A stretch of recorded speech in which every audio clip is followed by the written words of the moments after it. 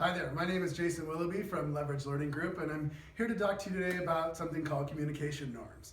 Now, many times we get into classrooms and we see teachers asking a lot of questions, of course, and sometimes students are raising their hands, others are shouting out, others are turning to their groups or their partners, and others aren't saying anything at all. So in order to kind of control that environment a little bit more, if we establish some communication norms that we can use during teaching and learning, we can really save a lot of instructional time and making communication very clear for the students. So I'm going to talk to you about communication norms in terms of what we use at Leverage Learning Group. So the first thing is we know that the more students talk, the more they learn. And so we have to give students multiple opportunities to interact with each other as well as to interact with the teacher. But controlling those opportunities can save you a lot of instructional time. So the first is your attention getter. Everyone's got to have an attention getter. So at Leverage Learning Group, we use a simple 5, 4, 3, 2, 1. And it's a visual and a verbal cue. You want to have both a visual cue for them to see, but also a verbal cue for them to hear, so you can hit on all those different learning modalities. The next one is a volunteer response. So many times we want students to raise their hand and answer a question. So these communication norms, if the teacher wants the students to raise their hand to answer the question, the teacher actually has his or her hand in the air when actually asking the question itself, and that tells all the other learners this is how you should respond. The third is a random response. Now we understand the anxiety level that is associated with a random response, but that's not the purpose of a random response. So in our random response, we use pull cards.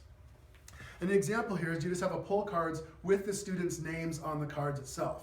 So you can be the same thing with a popsicle stick or a poker chip or whatever you want to do. But we use some index cards or pull cards. And the trick is that if you're going to be using them, you're actually holding the cards in your hand as you're asking the question or asking the prompt. That's going to let all of the learners know, ooh, I might be called upon.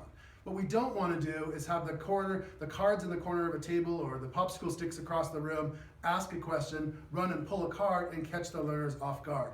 That's what gives us anxiety. If I know that we may be using the cards, I'm really going to be thinking about how I'm going to respond, and maybe my name will get called or not. The next one is whole group. The whole group is 2 open hands like that. That just means shout out an answer, usually reserved for a couple of word answers, short answers.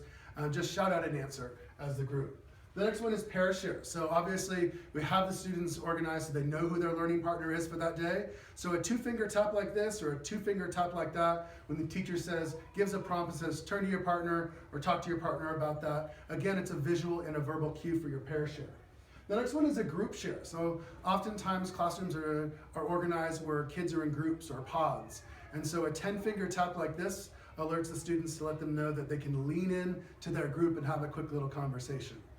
And then the last one that we're talking about today is our think time. And many times teachers are asking much more cognitively demanding questions. And if the teacher feels that question deserves a little bit of extra thinking, tapping your brain like this is a signal that lets the students know it's going to be totally quiet and everyone's going to think about how they're going to respond before they do respond.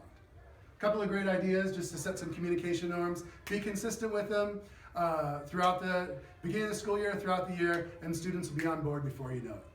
Thanks a lot.